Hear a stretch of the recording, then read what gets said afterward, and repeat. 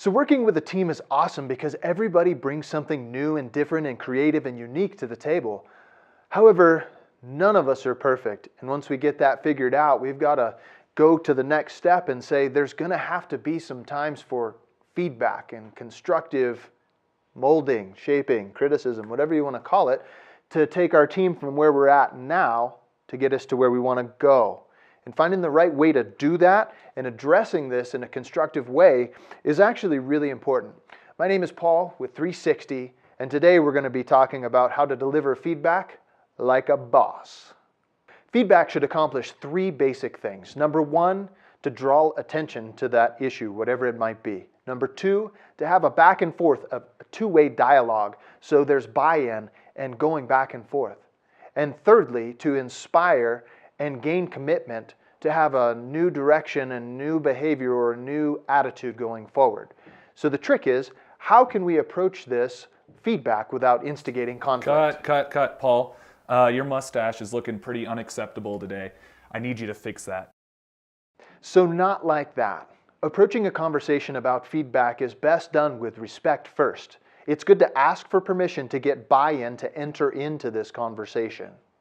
Hey, Paul, can we talk about what's going on with your mustache today? Oh, well, sure. What do you mean? What would you like to talk about? Feedback is going to work much better if you've been welcomed into the opportunity to have that conversation. Sometimes a direct approach is totally okay, especially when delivered with respect. Paul, I need to talk to you today. Is now a good time, or would you prefer this afternoon? Actually, let's talk now. What's on your mind? So making sure that you address things in a timely manner is critical. If something happened this morning, don't wait until later in the week to address it.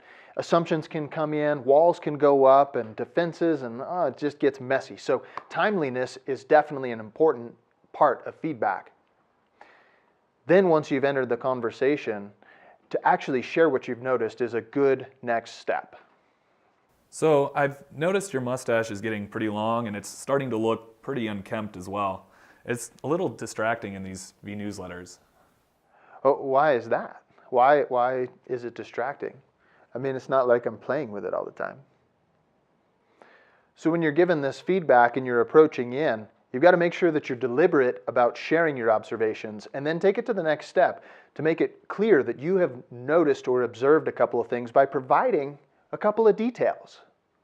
Your mustache has got all these loose, untrimmed hairs and the ends aren't very even. It's starting to look fairly unprofessional, actually.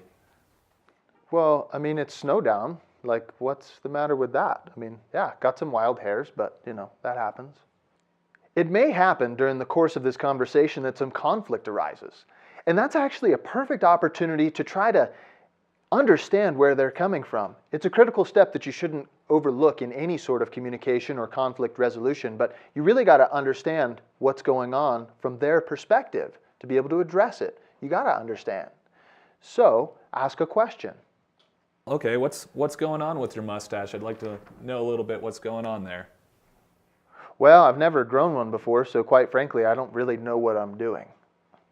The tone that you use in this conversation is important. Being neutral or empathetic is definitely the one that you want to be, rather than aggressive or condescending. And the reason is you're seeking to understand. If you dig in and really try to relate to their perspective, you're going to gain some information that can help bring you to a solution, or maybe you'll learn that there was no need for feedback in the first place. All right, Paul, I mean, that makes sense. Maybe if you take a little time to trim it regularly and maybe get some facial hair products, you might be able to keep it looking a little more nice. Can you commit to doing that? Well, I'm glad that you asked because it's been really hard to find the appropriate wax and grooming kit that I've been looking for. The barbershop doesn't have it, but I did get some.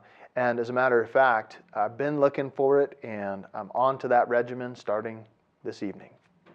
Trevor asked a question in follow-up to learning what was going on in that situation. It helped him to understand what was going on, and then he asked for commitment to see if I understood the direction that he wanted to take this conversation and see this new behavior. The reason why is that if he knows that I understand, then he can go back and confirm with another follow-up statement to ensure that we're going to be going in the right direction and know why it's important that we go in the right direction. Awesome, Paul. These vNewsletters should be really entertaining, but we want them to also be professional as well. We want to make sure we present ourselves as best we can in them. I'm confident you can accomplish this, and I definitely appreciate you taking the time to make it happen. Sticking to this formula of drawing attention to the issue, not delaying, creating two-way dialogue and buy-in, then following up with questions, understanding, and reinforcing the why of the direction that you're going in, it's a very persuasive way to go about feedback. It kind of stinks, don't you think, when your boss or superior comes in and just says, hey, it needs to be done this way and this is why. I noticed this, bum, bum, bum. You can either come from an accusatory tone or you can actually say, hey, what's going on here? What do you think about this? And get that buy-in and allow them to lead you to the direction that you're wanting to go in the first place. And so it's all about just relationship and relating to one another and team building and having a good work environment and an effective work environment. Hope you had a great snow down and enjoyed the casual nature of the end of the week. That's kind of what we were going for today. So, yep, have a great week. See you soon.